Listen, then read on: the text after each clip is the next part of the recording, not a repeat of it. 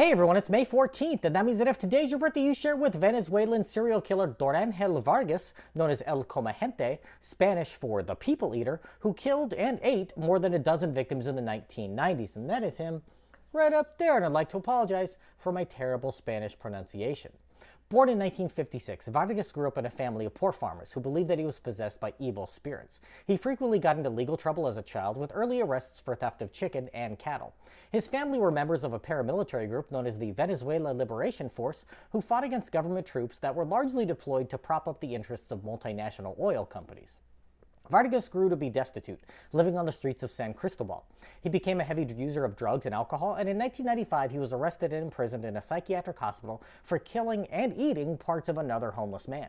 After escaping from the institution, he ramped up his crimes, killing at least 10 men between 1995 and 1999, and possibly as many as 40 dating back to the early 90s. He would stab his victims with a spear, dismember their bodies, cut off the parts he wanted to eat, and toss the bones and scraps into the river.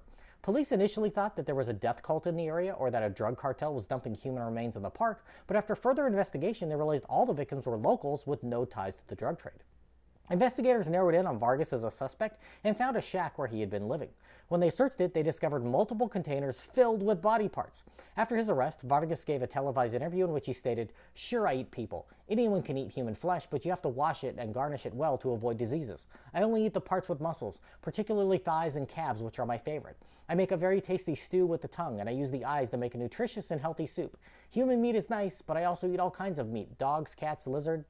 I buried the heads and feet and throw the other bones into the river. I also stored some meat in containers. The heart and liver must be spiced up. If I was hungry, I used to kill men, never women, because they do no harm. I used to eat the thighs, not the nose, ears, or hands, because they are too hard. If I saw a drunkard sleeping, I would kill him with my spear, cut his head off, and feel happy. I want to go back there and dig a big hole to bury them. I don't feel ashamed of anything. They have put me in this jail for nothing." You hear that? He was jailed for nothing. There are actually some who believe that he is the fall guy for a ring of human organ traffickers, but that doesn't seem very convincing considering that he was found in possession of dozens of human bones and that the killing stopped after his arrest. He also reportedly avoided killing fat people because of worries about high cholesterol, so the food pyramid certainly influenced his diet.